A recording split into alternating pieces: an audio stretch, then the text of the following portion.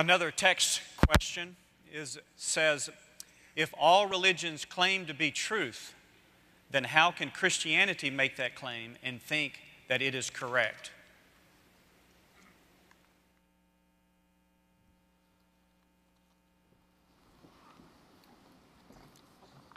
Appreciate that question, and it's a question that has the assumption that is very correct. Oftentimes the Christian takes the hit that he or she who is a follower of Jesus Christ is the only one who lays claim to exclusivity. That is not true. Gautama Buddha was born a Hindu, and he renounced two of the fundamental doctrines of Hinduism, the authority of the Vedas and the caste system. He could not accept those two, went on his own journey in search of enlightenment, and came, of course, with the Four Noble Truths and the Eightfold Path and the ultimate extinguishing of desire in his nirvanic pursuit. So he turned his belief away from the religion of his birth in order to find a different answer.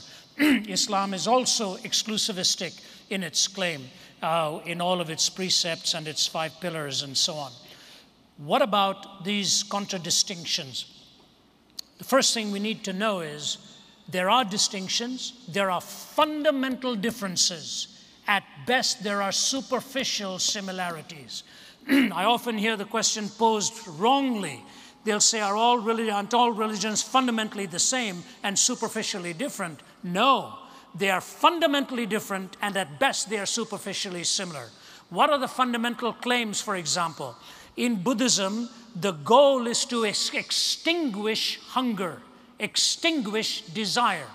I remember talking to the first woman monk who was from Thailand to be ordained into the Buddhist priesthood. But Thai Buddhists do not ordain women, so she went to Sri Lanka to be ordained, and she has a PhD in philosophy from McMaster University in Hamilton, Ontario, and Waterloo, I guess, Ontario, McMaster University there. Got her PhD in philosophy, and she gave me the first interview.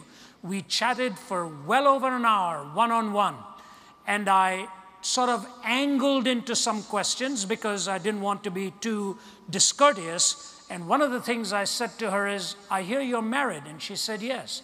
I said, you have children? She said, yes. I said, but you're living in a temple by yourself? She said, yes. I said, do you not see your children?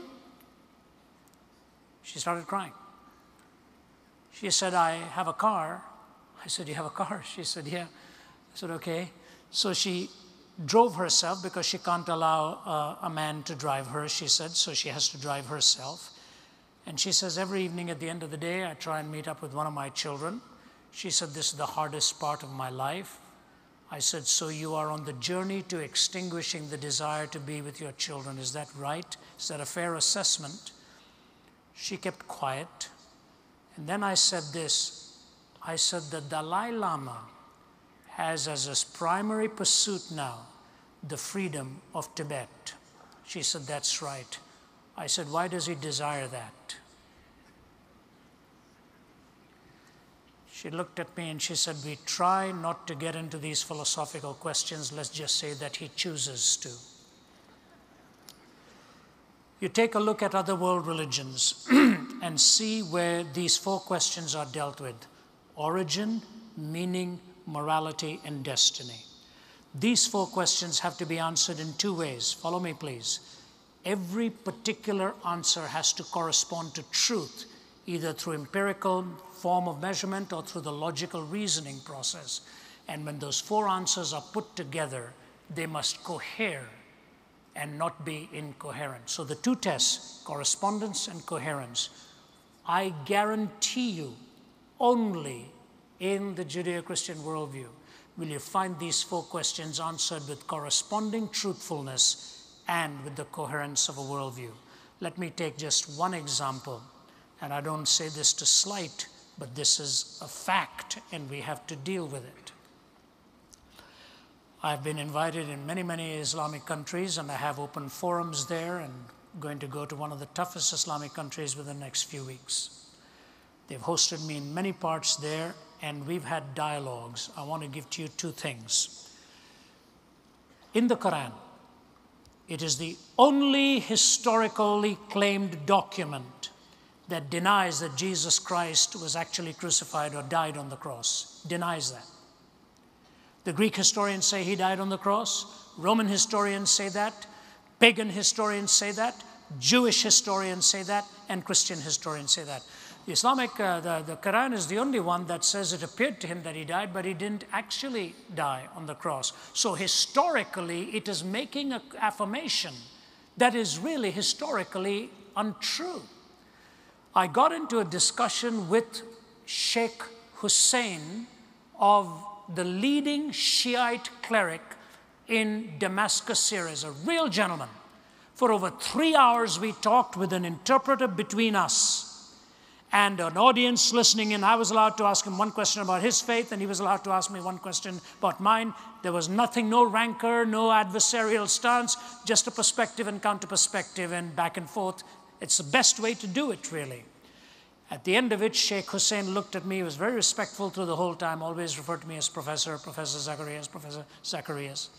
And then at the end, he looked at me, leaned over, and he said, "You know, Professor, I think the time has come for us in the Islamic world to stop asking if Jesus Christ died and to start asking why."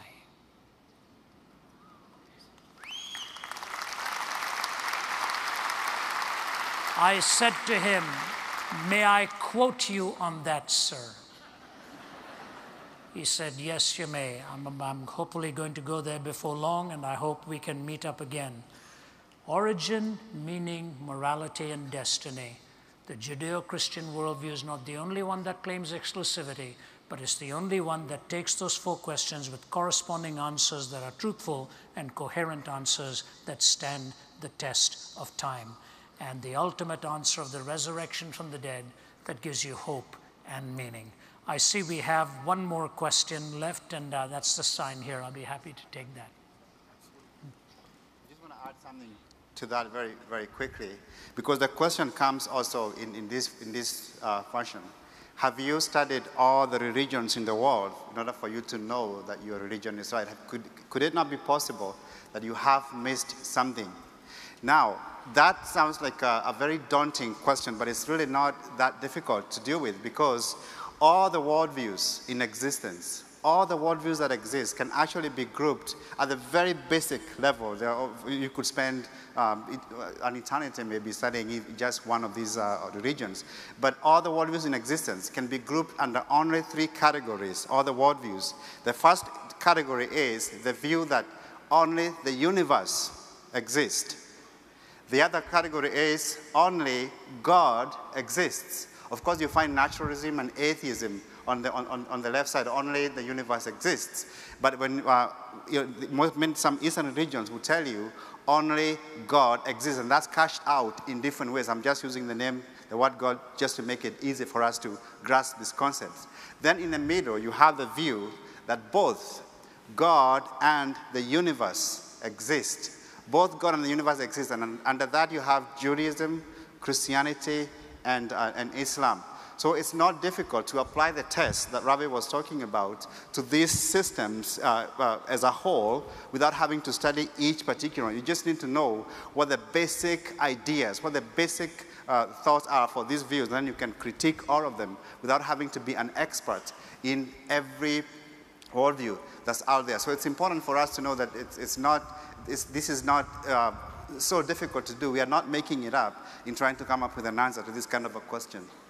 This gentleman, very humble guy, and we didn't want to give another university too much of advertising here lest we be thrown out, but he is just finishing up his PhD work at the University of Georgia, and I'm going to carry the work out there.